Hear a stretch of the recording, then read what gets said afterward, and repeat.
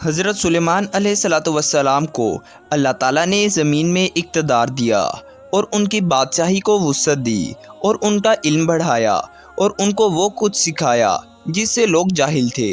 طاقتوروں اور سرکشوں کو ان کے تابع کر دیا اور ناتابع ہونے والوں کو، حیوانات اور جمادات کو ان کا مطیع کر دیا۔ اللہ تعالیٰ نے ہوائیں حضرت سلیمان علیہ السلام کے تابع کر دیں، ان کے حکم سے چلتی تھی اور انہیں ایک جگہ سے دوسری جگہ اٹھا کر لے جاتی تھیں۔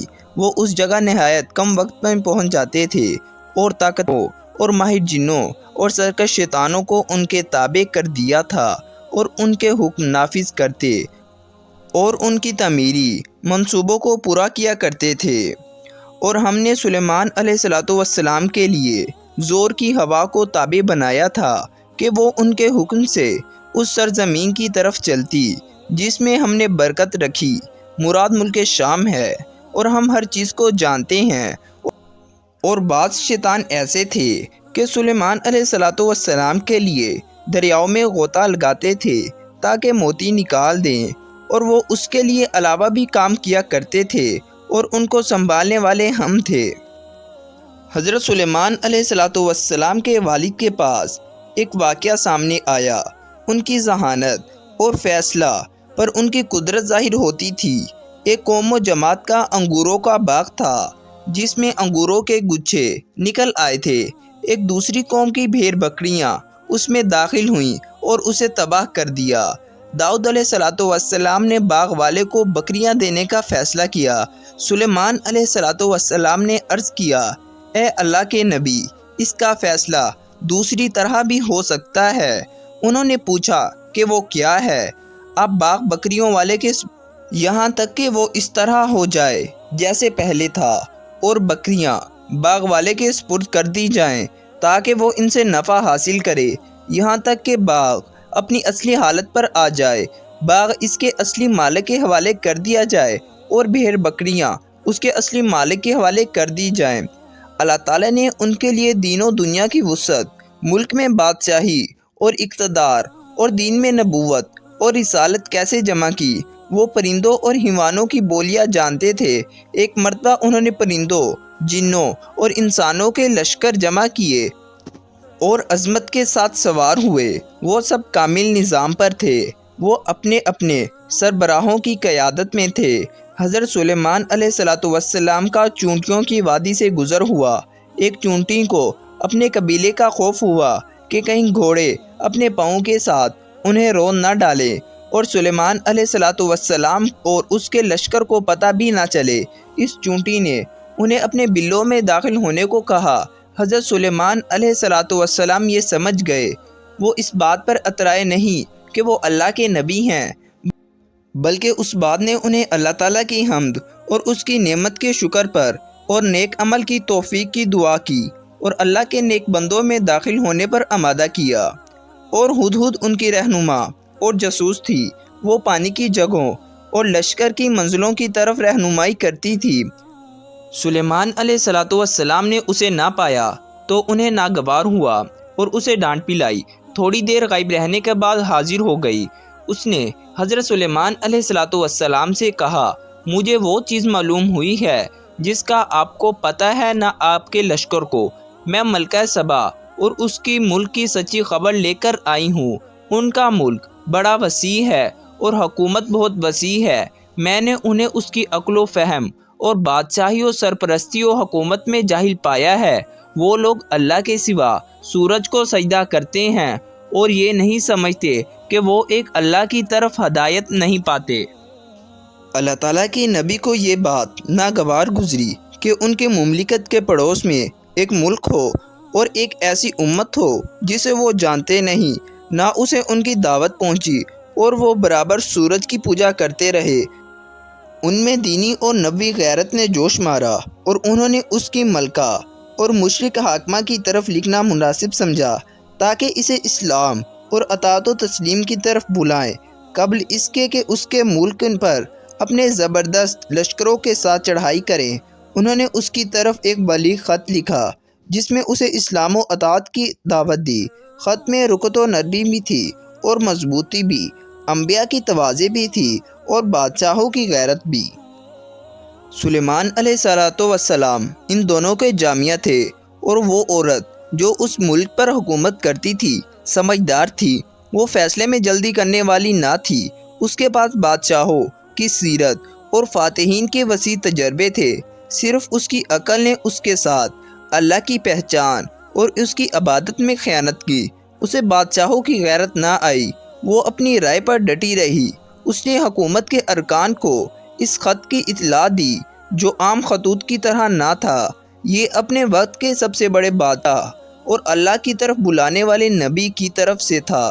جب حکومت کے ارکان نے اسے خوش کرنے اور چاپلوسی کی غرض سے اپنی قوت اور لشکروں کی کثرت کے بارے میں دلائل دینے شروع کیے، جیسا کہ بادشاہوں اور حاکموں کے درباریوں کے ہر زمانہ اور ہر جگہ عادت رہی ہے، اس نے ان کی بات نہ مانی اور ان سے موافقت نہ کی، بلکہ انہیں اپنے برے انجام سے ڈرایا اور انہیں مفتوح قوموں میں فاتح بادشاہوں کی سیرت یاد دلائی اور شکست کے بعد ان کا انجام اور ٹھکانہ بتایا۔ اور اس نے کہا، یہ ہماری قوم اور ملک کی حالت ہو گئی، اور ان سے کہا، بے شک میں آزمائش کی خاطر سلیمان علیہ السلام کی طرف ہدیہ وغیرہ بھیجتی ہوں۔ اگر وہ ہدیہ قبول کر لیتے ہیں تو بادشاہیں اسے لڑنا، اور اگر اسے قبول نہ کریں تو وہ نبی ہیں، اس کی پیروی کرنا۔ اور ملکہ نے ان کی طرف شاہوں کے شان ایک بڑا ہدیہ بھیجا۔ جب وہ سلیمان علیہ السلام کو ملا تو انہوں نے اس سے منہ موڑ لیا اور اس سے مستعفی ہو گئے اور کہا، کیا تم مال کے ذریعے مجھے خریدنا چاہتے ہو کہ میں تمہیں تمہارے شرک اور بادشاہی پر چھوڑ دوں گا؟ اور وہ ذات جس نے مجھے بادشاہی دی ہے، مال و لشکر عطا کیا ہے، وہ تمہاری ان چیزوں سے کہیں بہتر ہے، اور یہ حقیقت ہے، مذاق نہیں۔ اور معاملہ اور مسئلہ دعوت و اطاعت کا ہے، مال و دولت کی برابری کا نہیں۔ اور انہیں اپنے قصہ و ارادہ یعنی ان کی بادشاہی پر چڑھائی کی دھمکی دی۔ پس جب یہ وفد ملکہ سبا کے پاس پہنچا، اسے سارا قصہ بتایا۔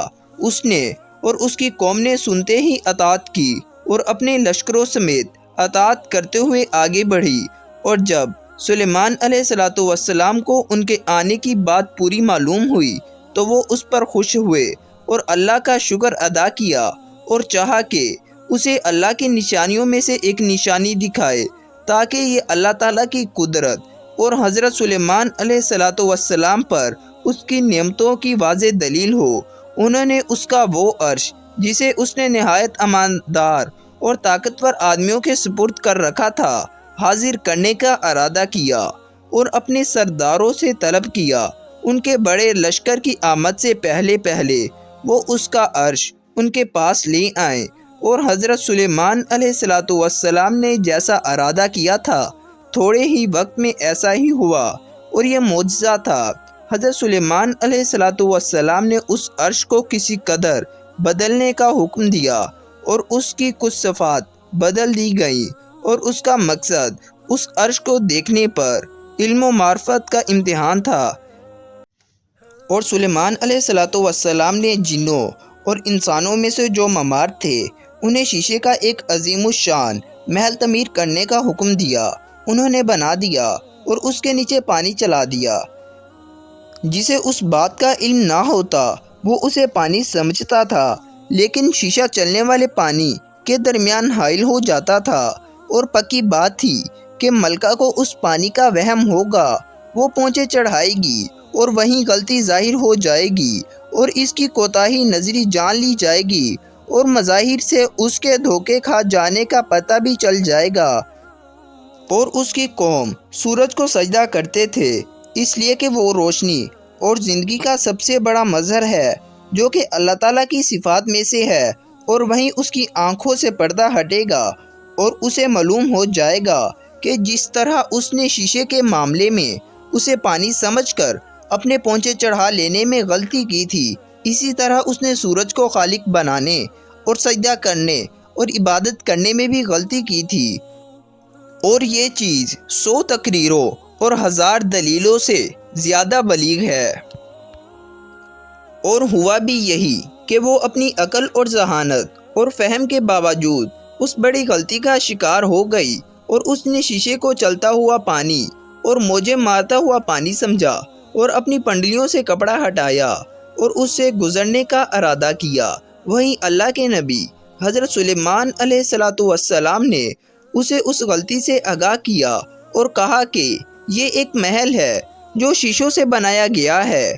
اس کی آنکھ سے پردہ ہٹا اور مظہر کی ظاہر پر قیاس کرنے اور سورج کی عبادت اور اس کو سجدہ کرنے میں اپنی جہالت کا علم ہوا تو فوراً پکار اٹھی، اے میرے رب، بے شک میں نے اب تک اپنے نفس پر ظلم کیا تھا کہ شرک میں مبتلا تھی، اور میں اب حضرت سلیمان علیہ السلام کے ساتھ یعنی ان کے طریقے پر ہو کر رب العالمین پر ایمان لائی۔